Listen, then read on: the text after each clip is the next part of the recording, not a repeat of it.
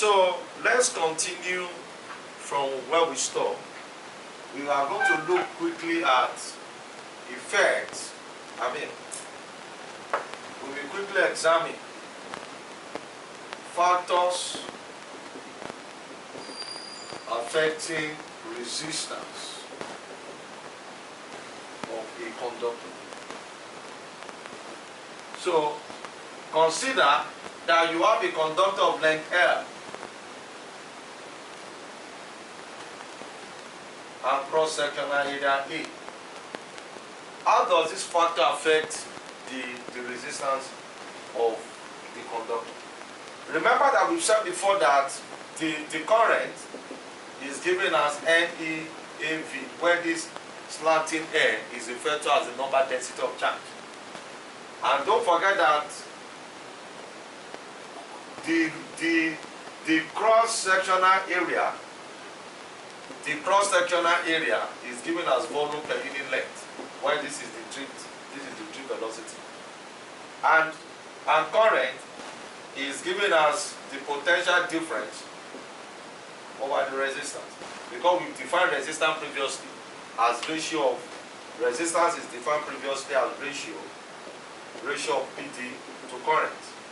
So current is PD over resistance. So this becomes NEV dot V over 1L. This V here is potential difference. This capital V is volume, while this small v is what? Is drift velocity. Now we are looking at the effect of resistance on length. Now, in order for you to explain how a particular variable is dependent on another variable, then every other thing should be kept constant. So this simply means that in this case, the volume of the material is kept constant. The drift velocity is kept constant. As you know, the number density is a material constant. Elementary charge is what is constant, and the same potential difference is applied to the material. So potential difference, number density, elementary charge, volume, and drift velocity are all kept constant. Therefore, we can now look at the variation between two variables. Is that okay? And if you look at this variation, you will see that the resistance of the material is directly proportional to its length. Looking at it this way. So the first one is this. So we can write that resistance, effect of length. Resistance is directly proportional to length. And if I write it mathematically, we can say that resistance is directly proportional to length. Now, the next one is the cross-sectional area.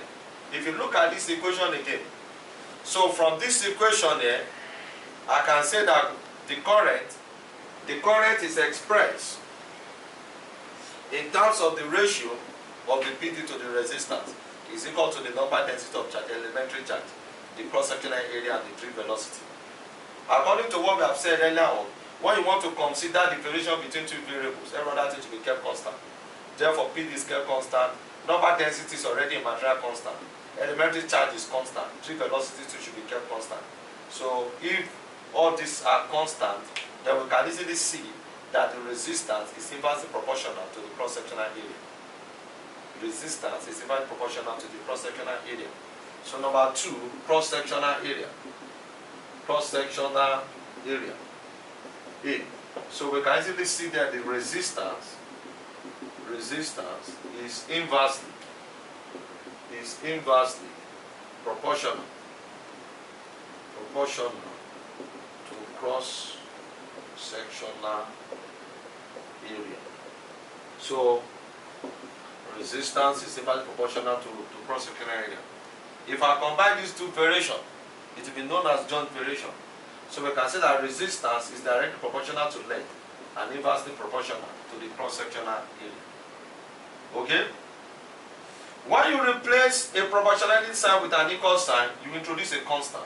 That constant is known as the resistivity of the material rho, L over 1A. So we can call this one equation 1 for today.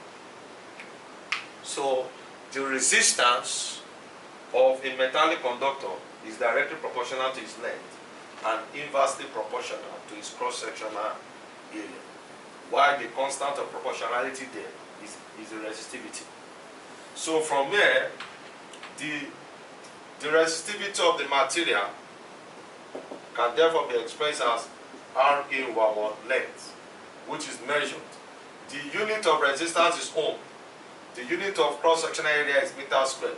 Meter squared over meters will give what? Meters. So resistivity will be given as Ra over what? Yeah, measured in what? In ohms, meters. So from this equation, we can define the resistivity of a material as the resistance between 2 points in a cubical material. Between 2 points there means along the length of a cubical material.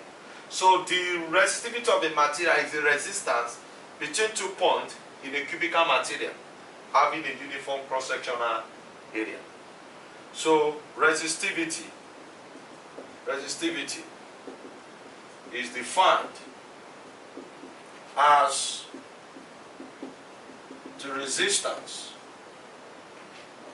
between 2 points in a cubical material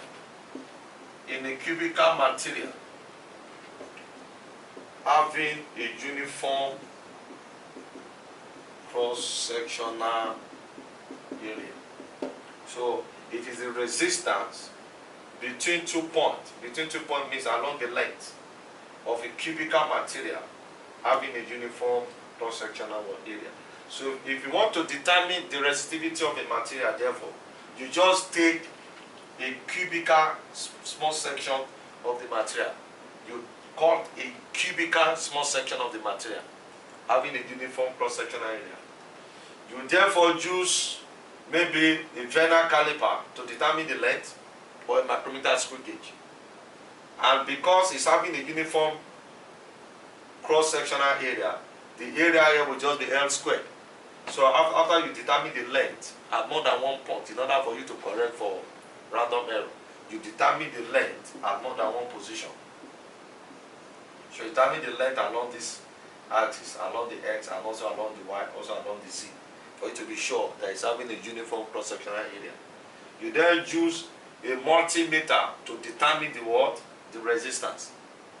Then you substitute your values for length and L squared. And with that, you can find the what? The resistivity of the material. So that will give you the resistivity of the material as the resistance between 2 points in a cubical material having a uniform cross-sectional area. Okay.